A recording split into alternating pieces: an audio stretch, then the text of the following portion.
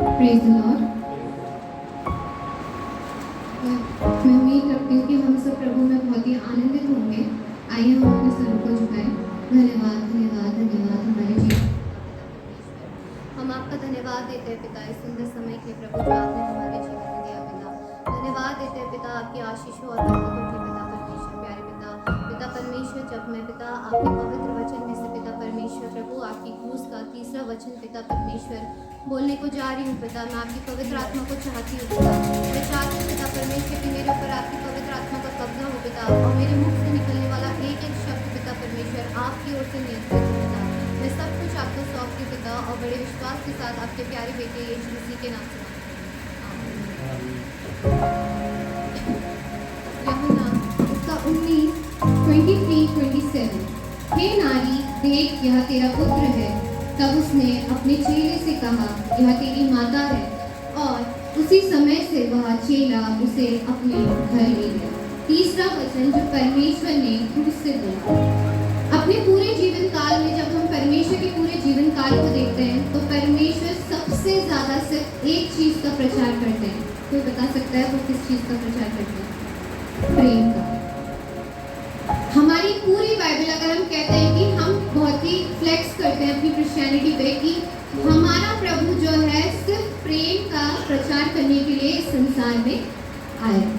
और जब हम इस तीसरे कथन के ओर ध्यान देते हैं तो हम देखते हैं कि परमेश्वर ने अपनी माँ की ओर देखा और उसने देखा कि उसे रियलाइजेशन हुआ कि अरे अगर मैं चले गया तो मेरी माँ का क्या होगा। और जब हम इस वचन की ओर देखते हैं तो परमेश्वर हमें तीन बहुत जरूरी बातों के बारे में बताता है जो आज हम सबों के जीवन में बहुत इम्पोर्टेंस रखती है। पहली चीज है केयर, दूसरी चीज है कंपैशन और तीसरी चीज है वैल्यू अदर ओवर आवरसेल्फ। और जब हम वचन में गहराई से जाते हैं तो परमेश्वर ने केवल अपनी माँ से नहीं कहा, उसने अपने चेले की ओर देखा जिससे वो बहुत प्रेम करता था और उससे कहा कि देख यह तेरी माँ है। और उस चेले ने क्या किया? कोई क्वेश्चन नहीं पुट अप किया, ना वो वहां से भागा। वचन बताता है कि वो उसी समय मरियम को अपने घर ले गया। आज प्रभु हमें बताना चाह रहे हैं कि हमारा जीवन, जब हम कहते हैं कि हम मसीह हैं, हमारे जीवन में क्या क्या क्वालिटीज होनी चाहिए।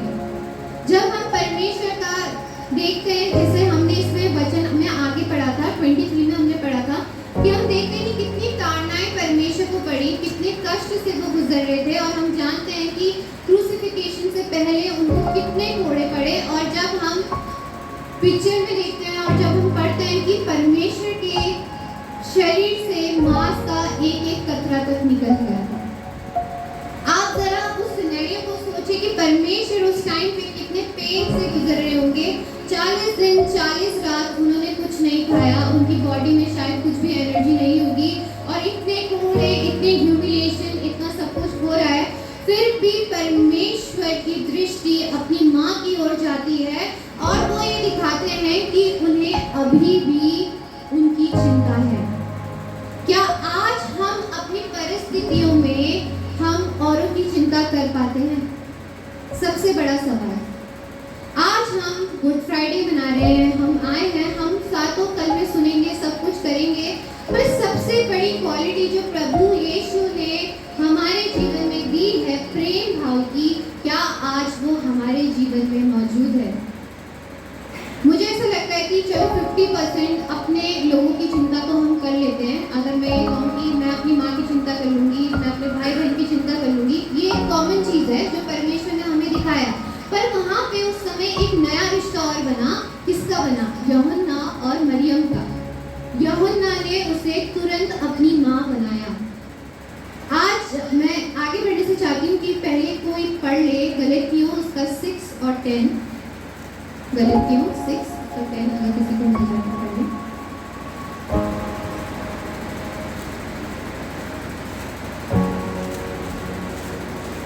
इसलिए जहाँ तक अवसर मिले हम सबके साथ भलाई करें, विशेष करके विश्वासी भाइयों के साथ। इसलिए जहाँ तक अवसर साथ भलाई करें, विशेष करके विश्वासी भाइयों के साथ। प्रियो, जिस तरह से परमेश्वर ने यूहन्ना और मरियम का एक रिलेशनशिप बनाया, उसी तरह से जब हम खुद को मसीही कहते हैं तो हम क्या है? मसीही क्या है? हम देह हैं।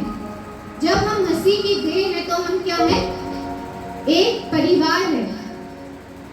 तो जिस तरह से परमेश्वर ने यूहन्ना और मरियम का एक रिश्ता बनाया, उसी रीति से हम सब मसीह में, जो हम कहते हैं हम सब मसीह भाई बहन हैं, हम आपस में एक स्पिरिचुअल फैमिली है जो परमेश्वर ने बनाई है।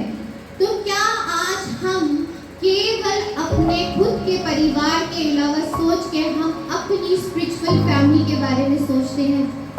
क्या आज जो परमेश्वर का वचन हमें बताता है कि हमें जब कभी भी अवसर मिलता है तो हम क्या लोगों की मदद के लिए तत्पर रहते हैं? क्या आज हमारी कलीसिया में कोई परिवार ऐसा होता है जिसे हमारी नीड होती है, हमारी जरूरत होती है, तो क्या हम तत्पर खड़े रहते हैं? ये परमेश्वर का वचन हमें आज्ञा दे रहा है कि हमेशा हमें भलाई करनी है, खास तौर से जो विश्वासी भाई बहन हमारे साथ है।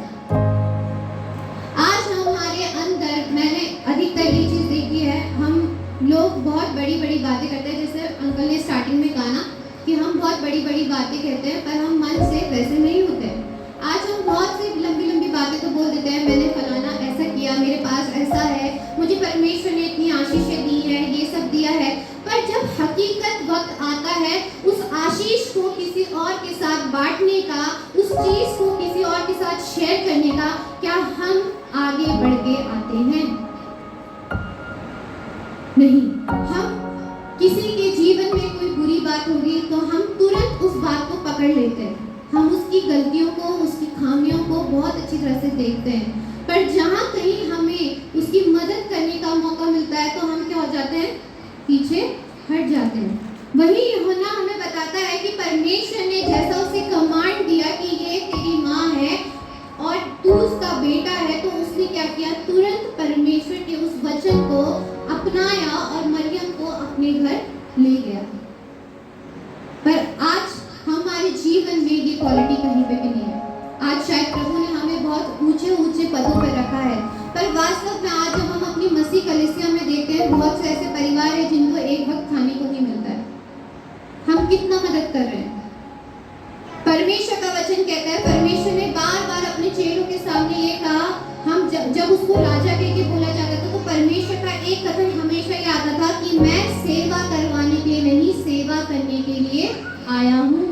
और परमेश्वर ने जितने 7 वचन इस कलवरी क्रूस में बोले, उसने सिर्फ और सिर्फ हमारे लिए बोले, सिर्फ और सिर्फ हमारे लिए। वो चाहता तो इस कलवरी क्रूस की पीड़ा को नहीं लेता, वो कहता तो एक पल में सारे के सारे दूत उसके लिए आ जाते, पर उसने हर एक ताड़नाएं, हर एक दुख कलेश सिर्फ और सिर्फ आपके और मेरे लिए सही। तो क्या आज वास्तविकता में हम मसीह को, उस क्वालिटी को अपने अंदर पाते हैं? मैथ्यू उसका 22 उसका 37-38 में लिखा है, उसने उससे कहा तू परमेश्वर अपने प्रभु से अपने सारे मन और सारे प्राण और अपनी सारी बुद्धि के साथ प्रेम रख। और 38 उसका कहता है कि और उसी के समान यह दूसरी भी है कि तू अपने पड़ोसी से अपने समान प्रेम रख। ये आज्ञाएं हैं जो परमेश्वर ने हमें दी थी। सबसे पहली बड़ी आज्ञा थी कि तू अपने परमेश्वर को अपने समान प्रेम रख, और दूसरी ये बड़ी आज्ञा है कि अपने पड़ोसी को अपने समान प्रेम रख। क्या आज हम मसीह के जीवन में अपने पड़ोसियों के लिए प्रेम भाव है? क्या आज हम कभी किसी परिवार को दुखी देखते हैं या तकलीफ में देखते हैं, क्या हम वास्तव में हम कह सकते हैं कि मैं अपने समान अपने पड़ोसी से प्रेम रखता हूँ? जैसे परमेश्वर ने हमें अपने समान प्रेम रखा, उसने जैसे वो अपनी देह में था, उसने हमको अपनी देह बनाया, हमारे लिए उसने सब कुछ कर दिया, सब कुछ कर दिया। क्या आज वो क्वालिटी हमारे अंदर है? आप ये नहीं कह सकते कि वो तो मसीह जीवन था, वो तो प्रभु था, हम नहीं कर सकते। पर क्योंकि वचन ये बताता है कि परमेश्वर ने मनुष्य का रूप लिया ताकि वो हमें सीख सिखा सके। परमेश्वर ने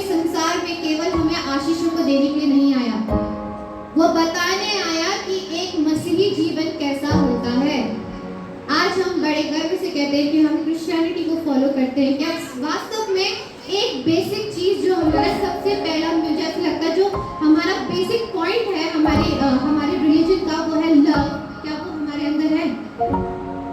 प्रेम भाव हमारे अंदर से खत्म होता जा रहा है। आप दुनिया में देखिए इतने युद्ध हो रहे हैं, क्यों हो रहे हैं? क्योंकि एक दूसरे के प्रति प्रेम और सम्मान है ही नहीं। अगर हमें पता होता कि सामने वाले, अगर हमारे हृदय में सच में सामने वाले के लिए प्रेम होगा, तो कभी भी ना ही हमारे दिल से उसके लिए कोई बुरी बात निकलेगी, ना ही हम उसके लिए कभी बुरी कल्पनाएं करेंगे, और ना ही झगड़ा होगा, और न ही शैतान को अवसर मिलेगा हमारे जीवन में कार्य करने का। हम कितना भी कुछ भी कर ले, आप कितनी बड़ी से बड़ी चैरिटी क्यों ना कर ले, पर जब तक आपके दिल में एक दूसरे के लिए प्रेम भाव नहीं होगा, तब तक आप वास्तव में मसीह कहलाने के योग्य नहीं है। आज हमारी एक बड़ी से बड़ी कलीसिया नष्ट होती जा रही है। क्यों? क्योंकि कलीसिया में प्रेम ही नहीं है। हम सेलेक्टिव लोगों से प्रेम करते हैं, हम सेलेक्टिव लोगों से प्रेम करते हैं ना। जैसे सदीकी और फरीसी थे, उनका बड़े बड़े लोगों के साथ उठना और बैठना था, परंतु जब प्रभु यीशु को वो चुंगी लेने वालों के साथ देखता था, वेश्याओं के साथ बैठे हुए देखते थे, तो वो कहते थे कि तू इनके साथ क्यों बैठा हुआ है? आज कहीं ना कहीं हमारा जीवन भी ऐसे ही है। हम औहदे से डिसाइड करते हैं, हम अपने पोजीशन से डिसाइड करते हैं कि हमें किसके साथ बैठना चाहिए और हमें किसके साथ उठना चाहिए। पर वास्तव में जो प्रभु यीशु मसीह, जिसे हम बड़े गर्व के साथ अपना पिता कहते हैं, वो तो छोटे से छोटे लोगों के साथ बैठता था। क्या आज हम किसी छोटे से लोग के घर में जाके बैठ के खाना खा सकते हैं? क्या आज हम उन्हें अपने साथ बिठा सकते हैं? कहने को हमारे रिलीजन में कोई कास्ट नहीं है, कोई सिस्टम नहीं है, कुछ नहीं है, पर वास्तव में हम मसीही लोगों से ज्यादा फरेबी इस दुनिया में कोई नहीं है। अगर हम मसीही लोग सच में अपने हृदय में प्रेम रख के चले, तो मुझे ऐसा लगता है परमेश्वर के काम ऑटोमेटिकली होते रहेंगे, क्योंकि जहाँ प्रेम है वहाँ सब कुछ है, वहाँ सब कुछ है। मदर टेरेसा को हम देखते हैं, मदर टेरेसा कहाँ से आई थी और इंडिया में आई, क्यों आई? उन्होंने वो क्यों लेप्रोसी को ठीक करना चाहती थी? क्यों चाहती थी? ऐसे तो कितने लोग आए होंगे वहाँ पे, क्योंकि उन्होंने जाना था, उनका एक वचन, उन्होंने एक बात बोली थी कि परमेश्वर ने, जब वो बाइबल पढ़ती तो परमेश्वर ने उन्हें बताया, परमेश्वर की सीख उनमें दी कि मैं लोगों की सेवा करना चाहती हूँ, और उन्होंने सेवा करी। उसके बदले उन्होंने कुछ नहीं चाहा। पर आज हम किसी की मदद करने जाते हैं तो हम 100 लोगों से बोल देते हैं, मैंने इतना डोनेट किया, मैंने इतना किया, मैंने उतना किया। आपको प्रतिफल तो संसार के सामने मिल चुका है, पर क्या वास्तव में जब हम परमेश्वर की नजर के सामने आएंगे, जब हम कहते हैं, जब हम बादलों में उठा लिए जाएंगे, जब हम परमेश्वर के सामने होंगे, क्या वास्तव में हम उस प्रेम की परिभाषा को व्यक्त कर पाएंगे कि हाँ प्रभु, तूने मुझे इतना दिया, तूने मुझसे इतना प्रेम किया, मैंने भी सेक मेक में उतना ही तुझे, तेरे लोगों को दिया। अभी जिया ने बोला था कि तोड़ों के बारे में बताया था। एक सबसे बड़ा तोड़ा हम सबों के पास है, वो है प्रेम भाव का। वो आप जितना उड़ेलेंगे, जितना आप उड़ेलेंगे लोगों के ऊपर, उतना ही आपका पिता आपके ऊपर उड़ेलेगा। ये बहुत सिंपल सा बहुत एक प्रभावशाली बात है कि परमेश्वर ने उस कलवरी क्रूस पे, हमें लगता है कि उसने सिर्फ अपनी माँ की चिंता करी, उसने अपनी माँ की चिंता नहीं करी, उसने बताया हम लोगों को कि चाहे हम अपनी परेशानियों से कितना भी गुजरे क्यों ना हो, कोई ना कोई हमारे सामने हमसे भी बुरी हालत में होगा, हमें उसकी मदद करने को तैयार होना है। आज मैं आपको इस वचन के माध्यम से सिर्फ इतना बताना चाहती हूँ कि परमेश्वर ने जिस रीति से हमसे प्रेम किया है, उसी रीति से हमें अपने लोगों से प्रेम करना है, क्योंकि सबसे पहला उद्देश्य हम सबों के जीवन का यही होना चाहिए। उद्धार, ग्रेस, सब कुछ आपको ऑटोमेटिकली मिल चुका है, सब कुछ आपको मिल चुका है। जिस रीति से परमेश्वर हमारे लाख पाप करने के बावजूद भी हमसे प्रेम करता है, क्या आज हम अपने लोगों से उनकी लाख गलती करने के बावजूद भी उनसे उतना प्रेम रखते हैं? हम बहुत जल्दी जजमेंटल हो जाते हैं, पर हम अपने आप को नहीं देखते कि हमने ऊपर वाले की दृष्टि में कितनी बार कितने पाप किए होंगे, पर फिर भी जब हम उसकी हुजूरी में जाते हैं तो वो हमें अपनी बाहों में रख लेता है। सीने से लगा लेता है। मैं लास्ट वचन बोलूंगी, पहला यूहन्ना उसका 4 उसका 9 से 12 अगर कोई पढ़े। पहला यूहन्ना 4 उसका 9 से 12। जो प्रेम परमेश्वर हमसे रखता है वह इससे प्रकट हुआ कि परमेश्वर ने अपने इकलौते पुत्र को जगत में भेजा है कि हम उसके द्वारा जीवन पाएं।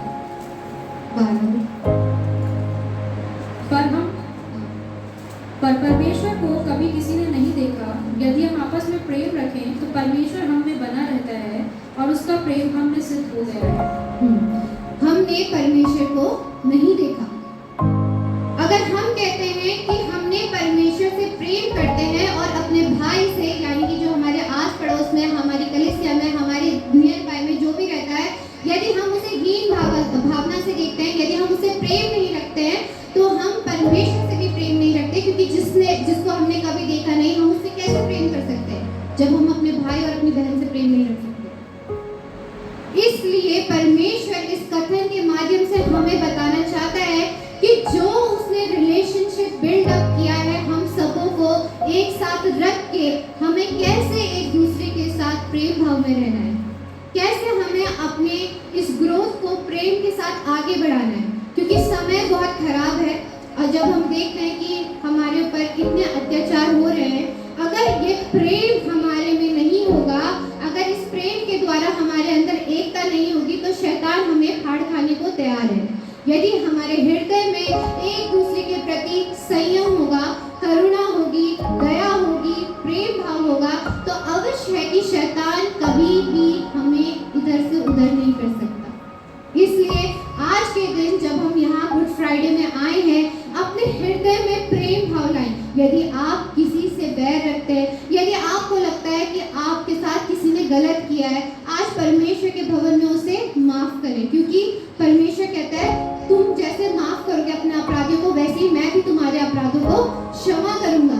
तो यदि आज हमारे हृदय में वो क्षमा भाव नहीं है, यदि आज हमारे हृदय में वो प्रेम भाव नहीं है, तो आप कितने भी गुड फ्राइडे बना लीजिए, आप कितना भी कुछ क्यों ना कर लीजिए, परमेश्वर का अनुग्रह और परमेश्वर का कार्य आपके जीवन में, आपके परिवार में उस रीति से कभी भी नहीं कर पाएगा जैसे वो चाहता है। क्योंकि परमेश्वर एक पाक साफ है, परमेश्वर एक प्रेमी और दयालु पिता है, जिसने हमारे लाख पाप करने के बावजूद भी, हमारे पापों को नहीं गिना, जबकि उसने क्या किया, हमारे चेहरे को क्या कर रखा है, उसने अपने हथेली में गोंद रखा है, अपने हथेली में गोंद रखा है। इतना ध्यान रखें। तो अगर कभी आप आगे जाके किसी मनुष्य के लिए अपने हृदय में, हम नहीं, कभी कभी शैतान हमारे हृदय में विचार को ला देता है ना, तो जब कभी ऐसा विचार आपके हृदय में आए, तो हमेशा याद रखना कि परमेश्वर ने कितनी ताड़नाएं सही और उस कलवरी क्रूस पे भी रह के उसने हमें एक बताया कि वो हमसे कितना प्रेम करता है। हम जब पाप करते हैं, परमेश्वर हमारे पापों को क्षमा करता है। उसी रीति से हमें एक दूसरे के साथ रहना है और एक दूसरे के साथ प्रेम भाव से रहना है, और हमें कोशिश करनी है कि जितने लोग हमें मिले जो मुसीबतों में, तकलीफों में, अगर हम हाथ से मदद नहीं कर सकते, हम उनके लिए प्रार्थना करें, एक दूसरे के लिए प्रार्थना करें, जैसे पौलुस के लिए कलीसिया ने प्रार्थना करी। क्योंकि जब हम प्रार्थना करते हैं तो बड़े बड़े बंधन टूट जाते हैं, बड़े बड़े चमत्कार हो जाते हैं, और परमेश्वर का यही मकसद है कि उसकी कलीसिया, उसकी देह, उसका परिवार एकजुट होकर रहे। Hey guys, thanks for watching this video. We hope that you like this video. If you like this video, give it like. Share this video to your beloved ones, colleagues and families, and comment us your favorite part in this video. Even follow us on Instagram, Facebook, and subscribe to our YouTube channel. God bless.